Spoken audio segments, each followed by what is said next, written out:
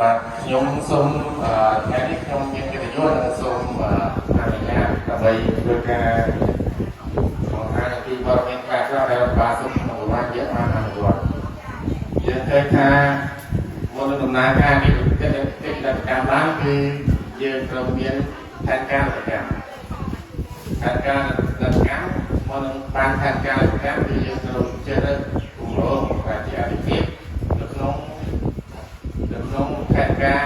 វិនិយោគផែនការ3ឆ្នាំមុនរបស់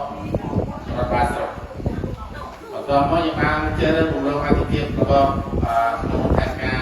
3ឆ្នាំមុនយើងទៅជ្រើសរើសគម្រោងដែលមានអភិភាពដើម្បីយកមកសិក្សាតម្លៃគម្រោងសិក្សាគម្រោងមានសិក្សាតម្លៃគម្រោងសិក្សាពេលវេលាគម្រោងបើសិនជាគម្រោងនោះស្ថិតនៅក្នុងតំបន់ធ្លាប់មើលគឺយើងត្រូវសិក្សា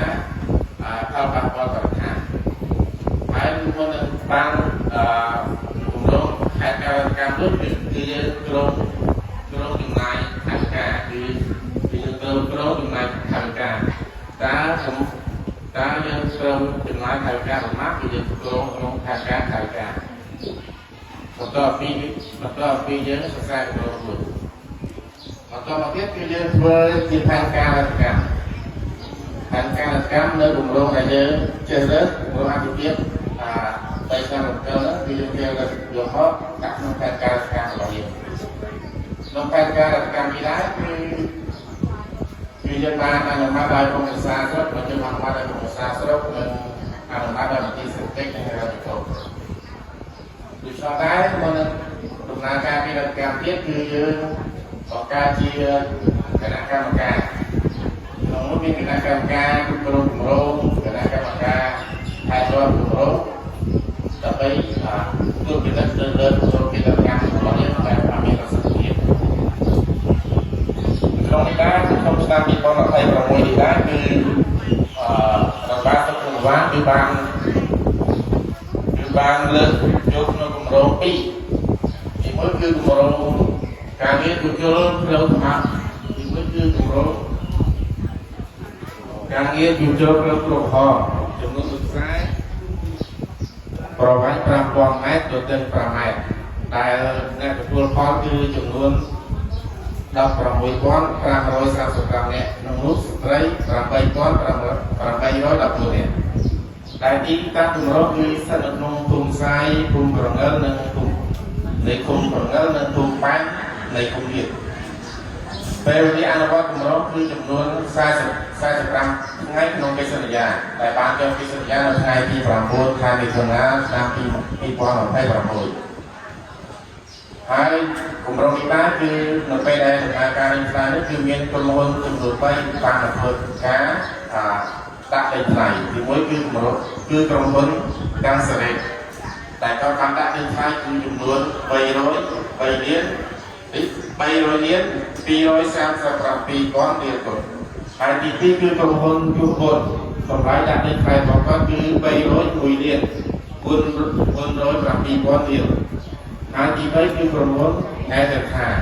តែតម្លៃដាក់ដីថ្លៃរបស់គាត់គឺ302លាន927 រៀលគុណនៅក្នុងនោះដែរអ្នកទទួលការដែលបានជាតេលេធីគឺក្រុមហ៊ុនកាំងសេរីបានទទួលការជាហៅការតម្លៃដែលខាងតម្លៃផ្លូវព្រំប្រហោះដែលបានដាក់តម្លៃបានស្មើនោះគឺ303លានរៀលគុណហើយ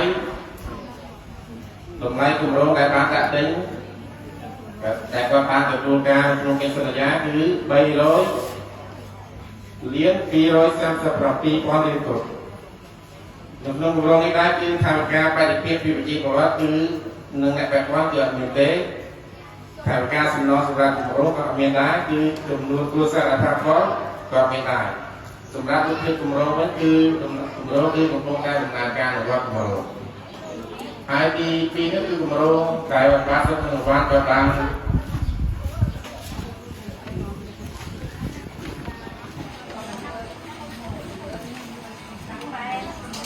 លើកយកមកអនុវត្តក្នុងឆ្នាំ2026នេះគឺគម្រោងការងារជួសជុលផ្លូវថ្មើរជើងក្រាបថ្មម៉ាតប្រវែង442 ម៉ែត្រទទឹង3 ម៉ែត្រកម្ពស់កម្រាស់គឺ0.20 ម៉ែត្រ ចំនួនអ្នកដែលទទួលផលគឺចំនួន17,191នាក់ក្នុងនោះស្ត្រី800គឺ8,657នាក់ទីតាំងគម្រោងគឺស្ថិតនៅភូមិរាជនិងភូមិបៃតានភូមិបោះគោនិងភូមិរាជនិងភូមិព្រៃក្នុងនៃឃុំរកាពេលវេលាអនុវត្តគម្រោងគឺការងារនេះគឺបន្តចុះកិច្ចសន្យាវិវត្តគឺស្ថិតក្នុងកិច្ចការកម្មក៏ប៉ុន្តែគឺបានដីថ្លៃទៅហើយគឺស្ថិតនៅក្នុងរៀបប្រព័ន្ធដែលចំកិច្ចសន្យា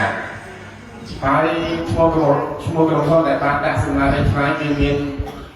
ក្រុមហ៊ុន3ដែលបានចូលរួមដាក់សំណើដីថ្លៃគឺទី1គឺក្រុមហ៊ុនថ្ងៃតែខាតម្លៃដាក់ដីថ្លៃរបស់គាត់គឺ555លាន821,000រៀលគុតទី2គឺក្រុមហ៊ុនសុកស្រីមុំតម្លៃដាក់ដីថ្លៃ555លាន131,000រៀលគុតទី3គឺក្រុមហ៊ុនគង់ស៊ីណូតម្លៃដាក់ដីថ្លៃ555លាន495រៀលគុតអ្នកដែលទទួលការអនុវត្តគម្រោងគឺក្រុមហ៊ុនសុកស្រីមុំដែលគាត់បានដាក់ដីថ្លៃ555លាន131,000រៀលគុតជាតម្លៃកិច្ចសន្យា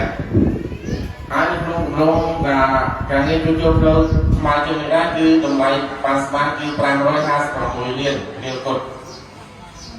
សម្រាប់ថវិកាបរិភាពពីប្រជាពលរដ្ឋនិងអ្នកពាក់ព័ន្ធគឺគ្មានទេថវិកាសំណងសម្រាប់គម្រោងក៏មានដែរចំនួនគ្រួសារដែលប៉ះពាល់ក៏មានដែររូបភាពគម្រោងគឺគម្រោងកំពុងតែដំណើរការកិច្ចសន្យាកំពុងរៀបចំកិច្ចសន្យាបាទនេះគឺជាការអនុវត្តផែនការ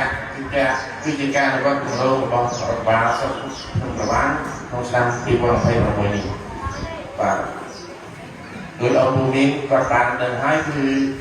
ឆ្នាំ2025គឺយើងបានធ្វើគម្រោងផ្លូវថ្មើរជើងនេះដែរគឺចូលកែលម្អផ្លូវថ្មើរជើងគឺយើងធ្វើក្នុងស្រាវជ្រាវយើងហ្នឹង